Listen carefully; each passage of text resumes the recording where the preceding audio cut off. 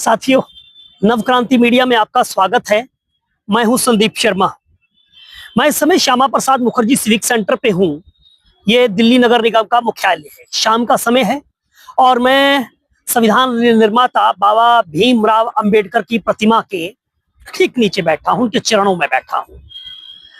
और दिल्ली का मौसम बदलने लगा है। अब गर्मी के कपड़े की जगह जो है वो सर्दी के कपड़ों ने ले ली है। आज मैंने भी सर्दी के कपड़े जो हैं वो पहन लिए हैं, क्योंकि दिल्ली में मौसम जैसा कि बदल गया है और तापमान जो है वो कम हुआ है।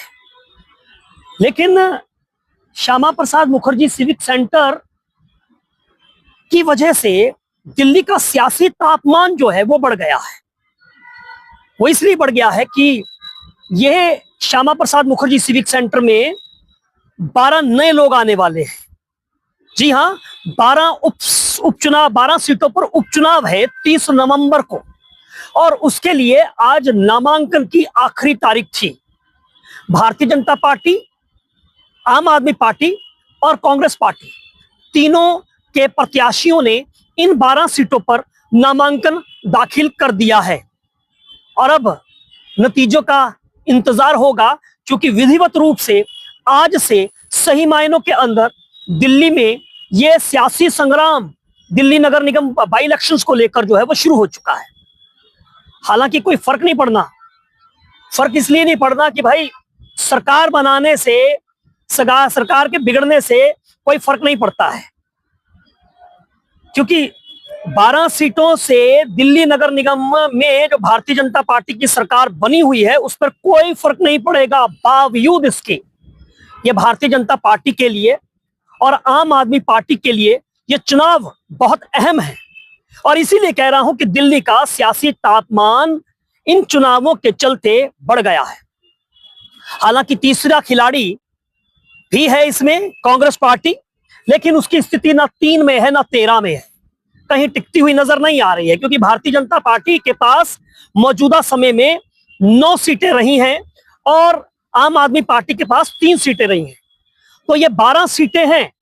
अब भारतीय जनता पार्टी के लिए बेशक इसका सरकार पर कोई असर नहीं पड़ता हो, बावजूद उसके लिए ये एक नाक का सवाल है, इज्जत का सवाल है, क्योंकि दिल्ली में उसने अपनी सरकार बना ली है, 27 सालों का वनवास खत्म कर दिया है, और दिल्ली नगर निगम में उसकी सरकार नहीं थी, बावजूद उसने जो है भारतीय जनता पार्टी ने वो साम दाम दंड भेद तमाम नीतियां राजनीति में जो चलती हैं उन तमाम हथियारों का इस्तेमाल करते हुए अपनी निगम में सत्ता बना ली है। क्योंकि 2022 के चुनाव में आम आदमी पार्टी को सत्ता की कुंजी मिली थी, और मैं तभी ये कहता हूं कि आम आदमी पार्टी के लिए भी, अगर भारतीय जनता पार्टी के लिए ये नाक का सवाल है, ये जो है बहुत अहम जीत मायने रखती है, तो वहीं बात की जाए आम आदमी पार्टी के लिए तो उसकी स्थिति करो या मरो की है। क्यों?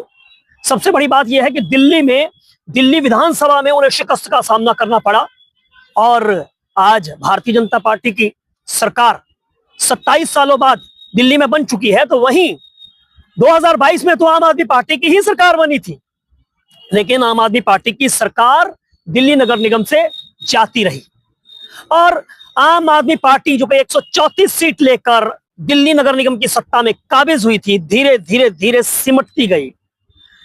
बहुत सारे चुंबकीय मैग्नेट के आकर्षण से, भारतीय जनता पार्टी के मैग्नेट से जो है बहुत सारे निगम पार्षद धीरे धीरे धीरे भाजपा में शामिल हो गए, और इसके जो रहे खए थे वो बाकी कसर ये बची कि आम आदमी पार्टी दिल्ली में 2 फाड़ हो गई और निगम में जो है एक अलग पार्टी, इंद्रप्रस्थ विकास पार्टी बन गई, जिसका नेतृत्व मुकेश गोयल कर रहे हैं। अब साहब सवाल यह है कि आज सबसे पहले आगे की बात आगे बढ़ाऊं, मैं आपको इन 12 सीटों पर जो पहलवान उतारे हैं, जो खिलाड़ी उतारे हैं चुनावी मैदान में, इन तीनों का जिक्र जो है वो कर दूं। तो मेरे पास लिस्ट मौजूद है, मैं उसमें एक एक करके जो है आपको बता दूं कौन कौन से प्रत्याशी, और यह भी बताऊंगा कि स्थिति क्या होने वाली है, चुनाव कौन जीतने वाला है। 9-3 12 सीटों पर अब क्या स्थिति जो है वो रह सकती है, एक आकलन करने की कोशिश, एक मोटे मोटा तस्वीर आपके सामने कुछ एक सीटों के बारे में आपसे जिक्र जो है वो जरूर करूंगा, और ये काफी महत्वपूर्ण है। सबसे पहले अगर प्रत्याशियों की बात कर लें तो यहां पर अगर हम बात करें कि एमसीडी में जो मुंडका वार्ड से पहले शुरू करते हैं। यहां पर भारतीय जनता पार्टी ने जयपाल सिंह दराल को अपना प्रत्याशी बनाया है, तो आम आदमी पार्टी ने अनिल लाकड़ा को अपना प्रत्याशी बनाया है। मैं बता दूं कि 12 सीटों पर जो है चुनाव होने हैं, उनमें से बहुत सारे जो लोग हैं वो विधायक बन गए। 3 विधायक जो है वो बन गए आम आदमी पार्टी से, तो 8 विधायक जो है वो बन गए भारतीय जनता पार्टी से। एक सांसद बन गई कमलजीत सहरावत जो है वो भारतीय जनता पार्टी से सांसद बन चुकी हैं, और एक मुख्यमंत्री बनी, जाहिर है शालीमार बाग से, उस सीट पर भी चुनाव है। लेकिन शुरुआत मुंडका से, तो मुंडका में मैंने बताया है कि जयपाल सिंह दराल बीजेपी से हैं, आम आदमी पार्टी के प्रत्याशी जो है वो अनिल लाकड़ा हैं, तो वहीं कांग्रेस प्रत्याशी ने मुकेश को इस सीट पर उतारा है। और वहीं बता दूं कि अनिल लाकड़ा जो है वो पिछली मर्तबा आम आदमी पार्टी के नेता सदन थे, और इस सीट से जो है वो पहले यहां से निगम पार्षद रह चुके हैं। अब अगली सीट पर आइए साहब, इसलिए यह कहा जा सकता है कि अनिल लाकड़ा भी जो है वो मजे हुए खिलाड़ी हैं। आगे सीट है, बड़ी महत्वपूर्ण सीट है, और सबकी निगाहें जो है वो इस सीट पर रहने वाली हैं। इसका आकलन करने थोड़ा सा मैं बता दूं आपको कि शालीमार बाग से भारतीय जनता पार्टी ने अनीता जैन को अपना प्रत्याशी बनाया है। अनीता जैन के पतिदेव जो हैं वो वहीं से भारतीय जनता पार्टी के मंडल अध्यक्ष बताए जा रहे हैं, और इसके सामने आम आदमी पार्टी ने जिस प्रत्याशी को खड़ा किया है उसका नाम है बबीता अहलावत, और कांग्रेस पार्टी ने सरिता कुमारी को अपना प्रत्याशी बनाया है। अब थोड़ा सा इस सीट पर की बात करें तो यहाँ पर इसी शालीमार बाग से बी से जो है रेखा गुप्ता निगम पार्षदा थी, वो यहीं से विधायक बनी शालीमार बाग से विधानसभा से, और अब वो दिल्ली की मुख्यमंत्री है। लिहाजा ये सीट बड़ी हाई प्रोफाइल सीट मानी जा रही है, और इस पर अनीता जैन जो है उनको टिकट दी है भारतीय जनता पार्टी ने। लेकिन इसके सामने यहां पर आम आदमी पार्टी ने बबीता अहलावत को चुनावी मैदान में उतारा है। अब सवाल यहां पर उठता है कि साहब ये सीट बड़ी महत्वपूर्ण है, जैसा मैं कह चुका हूं, लेकिन इसमें जो बबीता अहलावत, क्योंकि ये सीट की बात करें तो ये सीट जो है, अगर हम इसके वोटर्स की बात करें तो ये सीट जो है ये बनिया पंजाबी बहुल सीट है। ऐसे में आम आदमी पार्टी ने बबीता अहलावत जो कि जाट समुदाय से आती हैं, उनको इस सीट पर चुनावी मैदान में किस रणनीति से उतारा है मैं नहीं कह सकता हूं, लेकिन यह सीट चूंकि हाई प्रोफाइल सीट है, इस सीट से रेखा गुप्ता का भी नाम जुड़ा है, लिहाजा पूरी की पूरी ताकत इस सीट पर जो है भारतीय जनता पार्टी झोंकेगी। वहीं आम आदमी पार्टी के जो अगेंस्ट जो फैक्टर जा रहा है, जैसा कि पहले कह चुका हूं, एक जाट समुदाय के व्यक्ति को, एक महिला को टिकट किस रणनीति के तहत दिया, जबकि ये पंजाबी और बनिया बहुल सीट है। लेकिन इस बात से भी इनकार नहीं किया जा सकता है कि इस सीट पर कभी साहिब सिंह वर्मा भी जो है प्रतिनिधित्व जो है वो कर चुके हैं, और वो भी जाट समुदाय से आते थे। लेकिन समीकरण क्या है आम आदमी पार्टी के जहन में, ये तो आम आदमी पार्टी के लोग बेहतर बता सकते हैं। बहरहाल अगली सीट पर चलते हैं। अशोक विहार से भारतीय जनता पार्टी ने वीना असीजा को चुनावी मैदान में उतारा है, तो वहीं आम आदमी पार्टी ने सीमा विकास गोयल को टिकट दी है, और वहीं कांग्रेस ने विशाखा रानी को उतारा है। अब साहब देखिए कि यहां पर वीना असीजा और सीमा विकास गोयल, ये सीट भी काफी महत्वपूर्ण है, और यहां पर भी कुछ भी हो सकता है। मुकाबला यहां पर अच्छा होगा, क्योंकि विकास गोयल की पत्नी है सीमा विकास गोयल, और उनको टिकट दिया गया है। और विकास गोयल पहले आम आदमी पार्टी से इसी सिविक सेंटर में नेता प्रतिपक्ष की भूमिका निभा चुके हैं, लीडर ऑफ ऑपोजिशन की भूमिका निभा चुके हैं।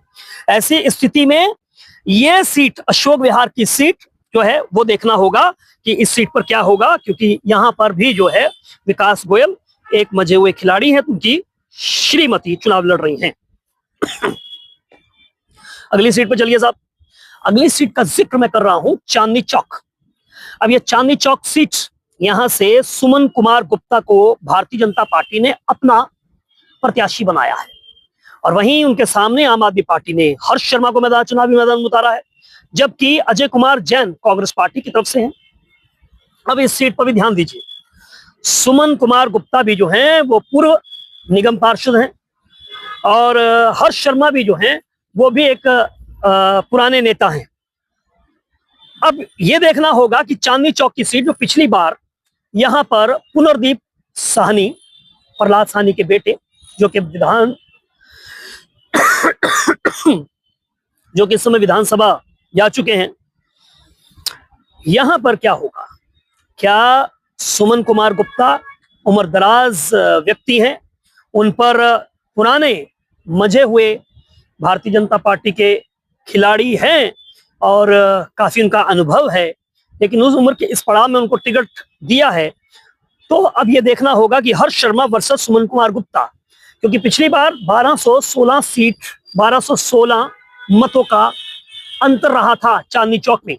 ऐसे में अगर भारतीय जनता पार्टी ने अपने पुराने कार्यकर्ता पर, पुराने जो निगम पार्षद, उन पर अपना भरोसा जताया है, तो यह देखना होगा कि यहाँ पर सुमन गुप्ता शीर्ष नेतृत्व की अपेक्षाओं पर, उम्मीदों पर कितना खरा उतरते हैं।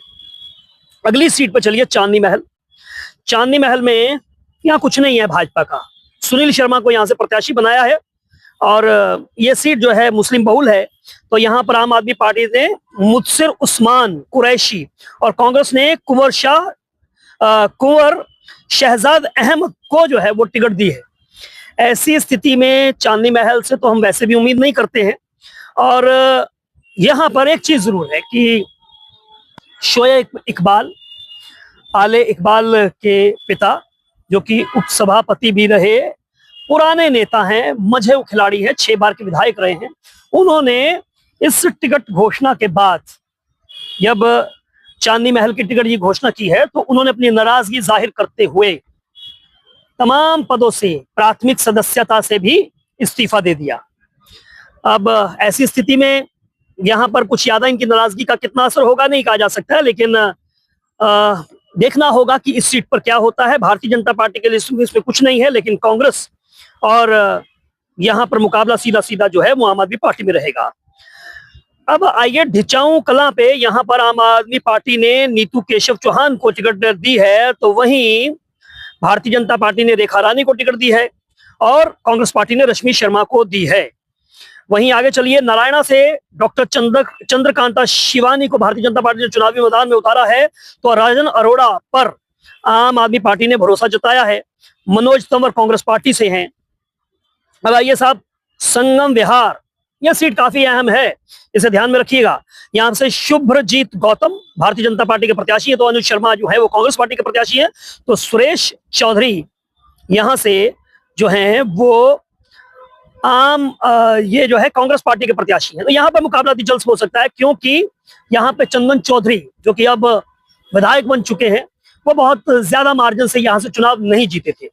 ऐसी स्थिति के अंदर ये सुरेश चौधरी भी जो है ये पुराने खिलाड़ी हैं यहाँ पर, और अगर मैं गलत नहीं हूं तो शायद ये इंडिपेंडेंट भी चुनाव लड़ चुके हैं। ऐसी स्थिति के अंदर मैं इस पर कंफर्म नहीं हूं, लेकिन यहाँ पर मुकाबला जो है वो भारतीय जनता पार्टी को यहाँ पर, चूंकि मार्जिन जीत का काफी कम रहा, चांदनी चौक की तरह ही यह सीट भी जो है वो दाएं से बाएं हो सकती है। अब आइए दक्षिणपुरी में रोहिणी राज को भारतीय जनता पार्टी ने चुनावी मैदान में उतारा है, तो राम स्वरूप कनौजिया को आम आदमी पार्टी ने, वहीं विक्रम जो हैं वो कांग्रेस पार्टी की तरफ से हैं। अब आइए साहब, ग्रेटर कैलाश, यहाँ पर अंजुम मंडल, राघव मंडल, ये भारतीय जनता पार्टी के कार्यकर्ता हैं, और इनकी श्रीमती हैं अंजुम मंडल, उनको टिकट दिया गया है। अब आम आदमी पार्टी ने एशना गुप्ता को दिया है, और वहीं शिखा कपूर को कांग्रेस पार्टी ने चुनावी मैदान में उतारा है। ये ग्रेटर कैलाश भी काफी अहम है। अब आइए साहब, विनोद नगर में सरला चौधरी को भारतीय जनता पार्टी ने चुनावी मैदान में उतारा है। वहीं गीता रावत को जो है वो आम आदमी पार्टी ने चुनाव में उतारा है, सरला चौधरी को भारतीय जनता पार्टी ने उतारा है, विनय शंकर दुबे ये कांग्रेस पार्टी के प्रत्याशी हैं। अभी आप साहब, ये गीता रावत जो है, इसको टिकट मिलने के बाद, चूंकि ये पूर्व निगम पार्षदा भी रह चुकी हैं और इन पर जो है पहले भ्रष्टाचार के आरोप भी लग चुके हैं। भारतीय जनता पार्टी ने इनको लेकर, विनोद नगर को लेकर जो है मोर्चा खोल दिया है। प्रवीण शंकर कपूर भारतीय जनता पार्टी के नेता हैं और मीडिया विभाग के प्रमुख, उन्होंने इस पर सवाल उठाया है कि लगता है ऐसा कि आम आदमी पार्टी के पास प्रत्याशियों की कमी हो गई है और ऐसे लोगों को वो चुनावी मैदान में उतार रहे हैं जिन पर पहले से ही भ्रष्टाचार के गंभीर आरोप लगे हुए हैं। और ये क्या शुचिता की राजनीति है आम आदमी पार्टी की? तो हालांकि शुचिता तो कहने वाली बात है, आजकल शुचिता कहाँ दिखाई देती है। तो ये एक मोटा मोटा ये तस्वीर जो मैंने आपके सामने पेश करने की कोशिश की है, इन चुनावों को लेकर आपके सामने ये तमाम प्रत्याशी हैं। अब स्थिति क्या होगी आपको मैं फाइनली कंक्लूडिंग में बता दूं। अब क्या भारतीय जनता पार्टी 9 सीटें जीत सकती है, पुरानी वाली अपने रिटेन करेगी, पुरानी 100 सीटें वापस ले आएगी और आम आदमी पार्टी 3 लेकर आएगी, या भारतीय जनता पार्टी इनमें से 9 से 10 पर चले जाएगी? जैसे चांदनी चौक जैसी सीट जो है वो जीत सकती है। लेकिन इससे उल्टा भी हो सकता है कि भारतीय जनता पार्टी रिवर्स में आ जाए, क्योंकि वहां पर संगम विहार जैसे इलाके हैं, वहां पर भी हो सकता है। तो कुछ भी हो सकता है। अब स्थिति क्या है? क्या भारतीय जनता पार्टी जो 8 महीने का कार्यकाल है अपनी सरकार का, रेखा गुप्ता की सरकार का, उसमें चुनावों से पहले बहुत सारे वायदे भारतीय जनता पार्टी ने किए थे, बहुत सारे वायदे किए थे। उन वायदों को कितना वह पूरा कर पाई है, जनता उनके बारे में क्या सोचती है, और आम आदमी पार्टी इन तमाम इश्यूज को लेकर जाएगी तो किस तरह से वहां पर लोगों को कन्विंस कराएगी, मतदाताओं को। वहीं अब सत्ता में चूंकि Bharatiya Janata party triple engine की सरकार है, तो ट्रिपल इंजन को लेकर आम आदमी पार्टी को 4 इंजन की सरकार बनाते हैं। वो एलजी को भी साथ में जोड़ दे कि 4 इंजन की सरकार है और हर मुद्दे पर जो है वो सड़क पर पूरा का पूरा भारतीय जनता पार्टी के खिलाफ माहौल बनाने में जुटे हुए। क्या मतदाता उनकी बात से प्रभावित होंगे? क्या वो इन 9 सीटों में से कुछ सीटें, 1-2 सीटें जो है वो अपनी तरफ ला पाएंगी?